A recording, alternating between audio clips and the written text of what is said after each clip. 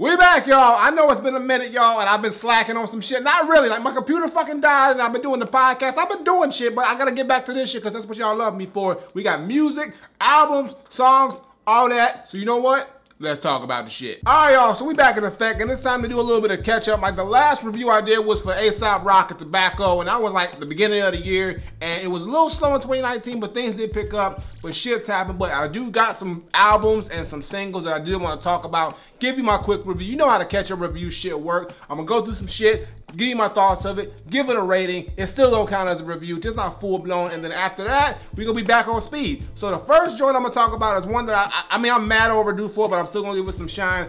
CZARFACE and Ghostface, CZARFACE meets Metal Face. Now this one right here, y'all, I was waiting for a long time, especially after the whole CZARFACE MF Doom collabo, which was good, but I thought it would have been better for me. And I went into this album with a little bit lower expectations, y'all, and it's probably a good thing because this album isn't bad at all, but it's also just a very decent or really good album. Actually, I do like it better than the whole MF Doom collab with this one. Ghostface fits very well with CZARFACE's style. 7L, Esoteric, and Inspector Deck doing their damn thing on here once again. I like the beats on here a little bit more. I feel like it just works a little bit better. They kind of like made it more simplified, but it works with Ghostface because I just think with MF Doom, it was just so open for a great concept album that they didn't do with this Ghostface thing. They did pretty much the same thing, but it works better with Ghostface because Ghostface can just fit into that mold. Ghostface comes down with some great bars and whatnot. His presence feels a lot more strong on this album than Doom did on the last one, which I really like. And even though it's an album that I don't think is amazing or mind-blowing, it is very, very solid, and it did come off a lot better for me this time around than the last one.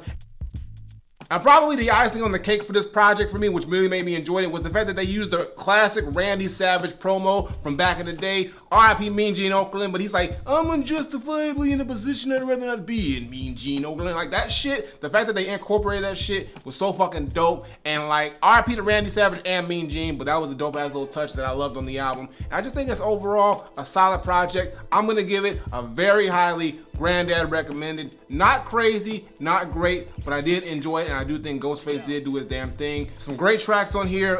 Face Off, Iron Claw's dope. Zarcade 87, Mongolian Beef is a dope song. I love the beat on there. Kendra Morris is the only feature on here. She doesn't sing a thing, but she does a damn thing on Morning Ritual and the King Heard Voices. And overall, I think it's a very solid album. I'm gonna give it a very highly Granddad recommended. Not perfect, but it is good. There are some songs on here, and it just keeps that consistency that CZARFACE has been doing. And I think Ghostface did a good job fitting into that mold, and he came off very well. So it's a good project overall. Definitely check it out. Next album, y'all, is Boogie, Everything's for Sale. Now, I wasn't gonna review this one at first, but I kind of just said, you know what, I'm gonna give it a shot. I listened to the album, and honestly, y'all, it's not an amazing album, but I really did enjoy it for what it was at some points. I think the album starts off very, very strong. If you don't know who Boogie is, he's signed to Shady. He's a West Coast artist, and he's kind of dope. He's got some really good talent. He does some singing, he does some rapping on here, but the album, Everything's for Sale, I think the album starts off really good. It got a great little opening with like a little spoken word poetry.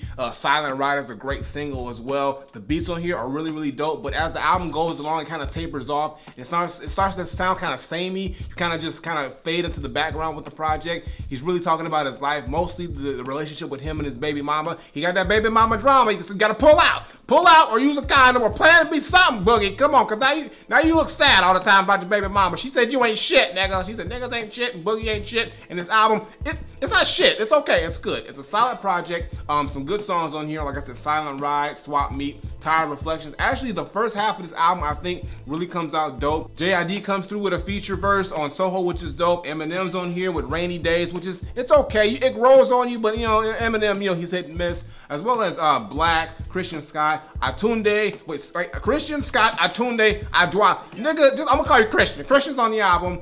Snow, nigga, where you get these names from? Whatever. But the point is this, album is solid. It's not amazing to me, but it does have some solid work on here, and I think Boogie is a talented dude, but I think his next album, he just needs to step it up, vary out the content, and vary out the production as well. The production just felt a little too samey as the album went along. 13 tracks, not that long, but you know, it felt a lot longer than it really was. So I'm gonna give it a Granddad recommended. So check it out, some good songs, but nothing that'll blow your mind. But you know what, Boogie, keep doing your damn thing, and hopefully you made some money for selling this shit, because everything's for sale. And stop talking to get your shit with your baby mama together, because you know what, it's all about the kids. It's all about the kids these days. The next album, y'all, is from Beyonce's little sister, aka the elevator ass whooper. I'm talking about Solange with When I Get Home. Well, shit, what you gonna do when you get home, Solange? Because this album right here, like her album before this, The Seat at the Table, was really, really good. I was late to the party on the album. When I heard it, it is a great fucking album. So I was really excited to see what she was gonna do with this project. And honestly, y'all, it's an okay album. It's not better than The Seat at the Table. The production on here is really good, and the melodies that Solange uses is really, really nice. But the content itself is kind of samey. The writing on here sounds kind of blah. I mean, she's kind of like, you know, it seems like she's just kind of like, you know, not going through the motion, but it's just like, you know, it's really, she didn't really have much to really say like she had to say on the previous album. And also, there's a lot of interludes and short songs on here. Like, it's 19 tracks on here, but a lot of them are like a minute long. There's an interlude that's like 17 seconds, another one that's 24 seconds, one is 32 seconds. Like, that shit could have just been tacked on to the end of the prior song. Like, I don't know why they had to have all these individual tracks. I know it's going through a theme and whatnot, and the album overall, like I said, is cool, but after listening to it, I really didn't like care too much for it. I just found myself enjoying A Seat at the Table a lot more than this one, but this isn't like a terrible album. It's just, it's mad to me. So I'm gonna give Solange a Granddad recommended. Maybe she need to whoop somebody's ass in the elevator again. Jay-Z's acting right, so find somebody else in the elevator and just whoop their ass, Solange, then you can make a great album. That's what it is. That's the key to your great albums. Fuck a nigga up in the elevator, great album. You didn't fuck nobody up, and now you just got a mad album. That's your secret sauce. So get on that shit for the next one, but solid album, but it's just, it's okay. Next album, y'all, comes from Atlanta's own 2 Chainz with Rap or Go to the League. Well, I had to rap, y'all, because, like, I'm not tall enough to go to the league. I mean, I was okay at basketball and shit, but, nigga, I didn't hit 6 feet, so it was rap for me. I ain't Muggsy Bogues in this bitch. But this album right here is actually surprisingly, I really enjoyed it. This is probably my favorite 2 Chainz album that he's ever done. And I think it's because 2 Chainz is now, he's in this weird space where, like, 2 Chainz gets the respect from, like, the mainstream and the underground at the same time without compromising who he is, because honestly, y'all, 2 Chainz can spit, and on this album, 2 Chainz is really trying to rap, and he's doing his damn thing. The album's got a great opener featuring Marsha Ambrosius. You know, if Marsha Ambrosius is opening your album's gonna be fire. Like, I don't care. Look, fact check. Every time she opens up some shit, it's a rap. It's a rap, and it's fucking dope as fuck. Threat to Society, produced by Ninth Wonder, is crazy. Glad him and Ninth got one together. Money in the Way is dope. Statute of Limitations. There's a lot of songs on here that are dope. Even $2 Bill featuring Lil Wayne and E40, it's got that Bay Area vibe, and I just love that shit.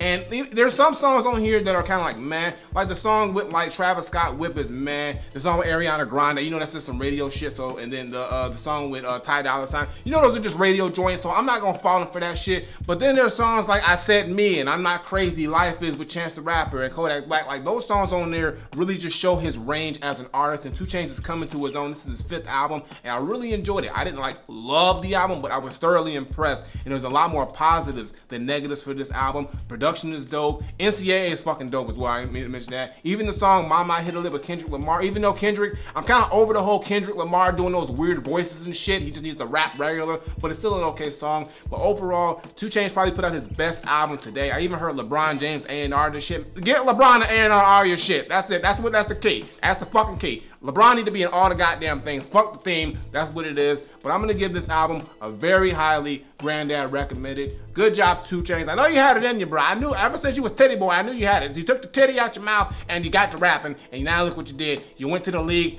and you're rapping. I mean, well, you rap, but he could have went to the league too because he can ball. I saw him. But good album, really dope. Check it out. The next project, y'all, comes from Smif-N-Wessun, Duck Down Zone with The All, and this is your classic grade A boom bap banger. It's produced entirely by Ninth Wonder and the Soul Council, so that was it for me. I was like, Smif-N-Wessun and Ninth Wonder and the Soul Council do an album. Take my money, nigga. Well, I streamed it, but they got something, like a couple pennies, fuck it. But point is this, album is fucking dope. 12 tracks on here, great production from the Soul Council. You know, you got the face crunching, neck brace, you know what it is. You know what it is with the Soul Council. All the beats on here I really enjoyed. I mean, Testify, the intro was dope, but Testify, Ocean Drive with Rap City and Music Soul Child is a great song. Let It Go, woo! Oh, I love that part. That's just so fucking fire. Also, Let Me Tell You with Rick Ross was spitting, y'all. That motherfucker was going in. Like, I respect Ross on that one. Also, The All was a dope title track.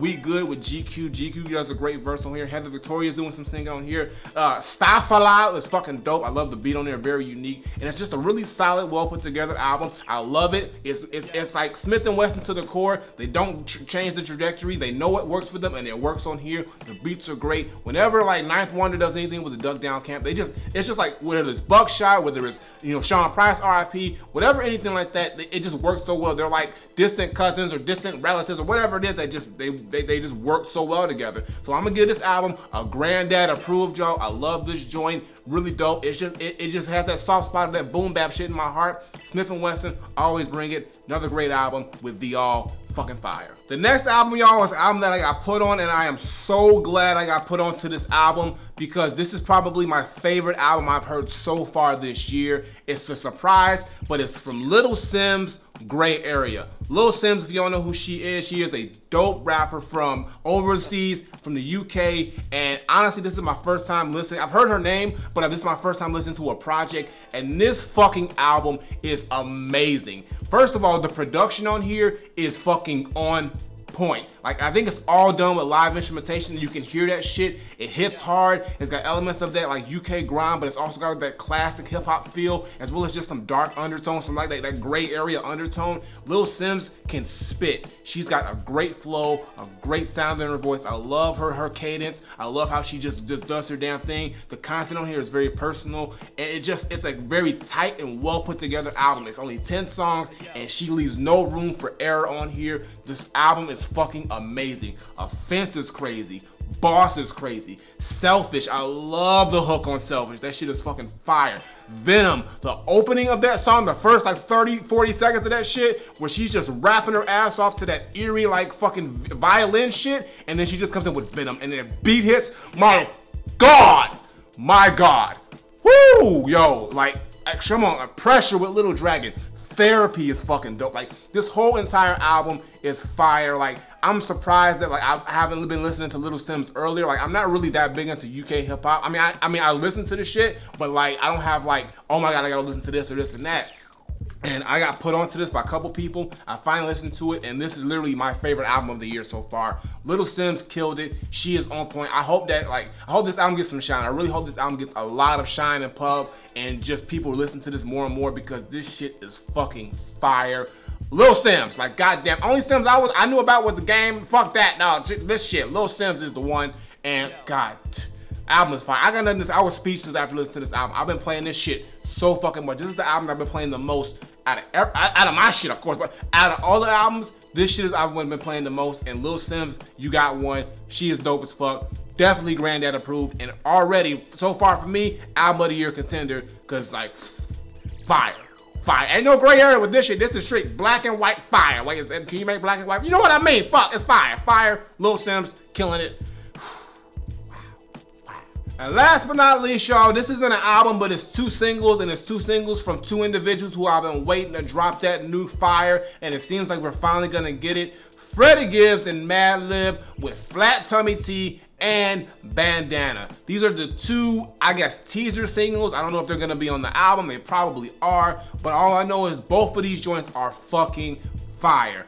Flat Tummy Tea, come on, like that, the beat on there is fucking crazy. It's got 2 beats on there. I love both beats. I love how Gibbs is rapping. The fact that he's incorporated Flat Tummy Tea, and I think he got a low-key deal. I saw you on Instagram, Freddie, posing with the Flat Tummy Tea. Get your money, nigga. Get your money. But it's a dope song. And then when Bandana came in, the beat is also hard-hitting. I love Assassin's feature on here with the whole like reggae vibe with the bandana, bandana. That shit is so fucking dope. It just hits hard. It's grimy. It's just like, it's got me way too excited for this album. I cannot wait for Bandana to drop. These niggas are just playing with our emotions. They spoon feeding us little bits here and there because they know goddamn well we want this album. But I got a feeling it's right around the corner. I heard Gibbs and Madlib just signed a new deal. They major now with Keep Cool RCA. Hopefully they ain't got no TLC deal. I heard what you said on the first album. You better be at 85% still, Gibbs. Like keep that percentage. But this album's gonna be great. I already know it. The first 2 singles are very, very strong. And I'm not gonna say nothing else until the album drops, but I had to mention it because like I love these 2 dudes. I love their chemistry together, and the fact that they're still putting out quality work and giving us great hope for another great album 5 years later. Just can't wait. Bandana, Flat Tummy Tea, both are Granddad approved. definitely check them out if you have not, because it's fire, and this whole album that they're gonna drop, I already know it's gonna be fucking fire.